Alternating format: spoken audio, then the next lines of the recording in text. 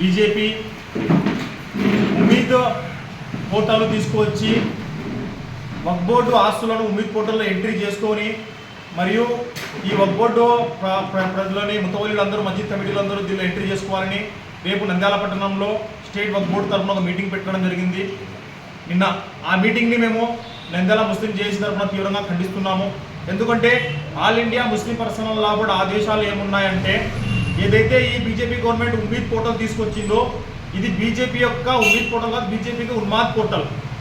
ఉన్మాదు మరియు ఇది వచ్చేసి నా ఉమ్మీదు. ఎందుకంటే ముస్లింలకు ఆస్తులను లాక్ కావాలనే ఉద్దేశంతో దీన్ని తీసుకోవడం జరిగింది. దీన్ని సుప్రీంకోర్టులో కూడా కేసు వేయడం జరిగింది. ఆ కేసు ప్రస్తుతం నడుస్తుంది. కానీ వీళ్ళేం పట్టించుకోకుండా చాలా బాధాకరమైన విషయం ఏమంటే, ఈ టీడీపీ నాయకులకు ఇక్కడ నంద్యాల ముస్లిం మైనార్టీలు మరి ఆంధ్ర ముస్లిం మైనార్టీలు ఎంతో విధంగా వేడుకున్నారు వక్ఫ్ బోర్డు చట్టానికి వ్యతిరేకంగా ఓటేయమని. కానీ ఆ రోజు వీళ్ళు ఓటేసి మళ్ళీ ఇప్పుడు వచ్చి ఈ ఉమ్మీద్ పోర్టల్ దేశంలో ఏ రాష్ట్రంలో అమలు చేయడం లేదు. ఇక్కడ ఆంధ్రప్రదేశ్ అమలు చేయాలనుకోవడం చాలా చాలా సిగ్గుచేటు టీడీపీ గవర్నమెంట్కి. ముఖ్యంగా ఎండి ఫరూక్ గారు కూడా మేము కోరుకుంటున్నాము, మీరు మైనార్టీ వ్యవహారాల శాఖ మంత్రి గారు, మీకు తెలుసు చట్టాలేంటో అని. ఆల్రెడీ ఈ కేసు సుప్రీంకోర్టులో పెండింగ్ ఉంది. ఆ పెండింగ్ ఉన్న కేసులో మీరు ఉమ్మీద్ పోర్టల్ తీసుకొచ్చి ఇక్కడ రిజిస్ట్రేషన్ చేయించుకోండి బలవంతం పెట్టడము చాలా చాలా బాధాకరమైన విషయము. ఇది జరగకుండా ఉండాల్సింది. అదేవిధంగా వక్ఫ్ బై యూజర్ అనగే ఎంతోమంది 500-600 సంవత్సరాల క్రితం వక్ఫ్ బోర్డుకు దాన ధర్మాలు ఇచ్చారు ఆస్తులు. ఆ డేటా మన దగ్గర లేదు. ఇప్పుడు వచ్చి మీరు రిజిస్ట్రేషన్ చేసుకోండి దీనిలో అంటే వాళ్ళ డాక్యుమెంట్స్ ఎక్కడి నుంచి ఇస్తారు?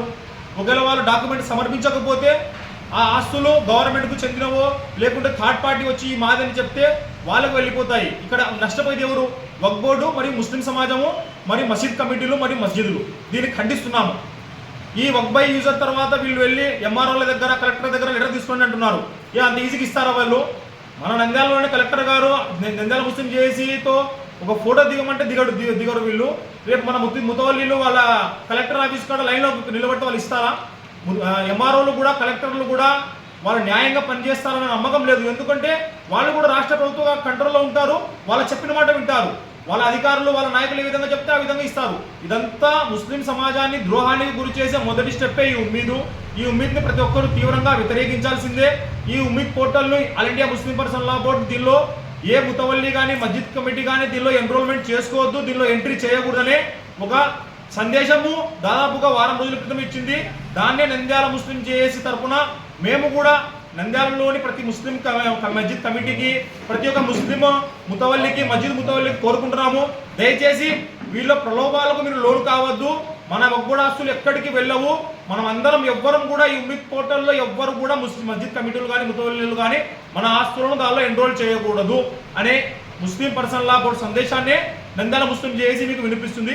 దయచేసి ఎవ్వరు ఈ ప్రోగ్రాంలోకి అటెండ్ కావద్దు మరియు దానిలో ఎంట్రీ అస్సలు చేసుకోవద్దు. దీని గురించి కూడా నంద్యాల ముస్లిం జేఏసీ భవిష్యత్తులో ఒక భవిష్యత్తు కార్యాచరణ కూడా ప్రకటిస్తుందని తెలియజేస్తున్నాం.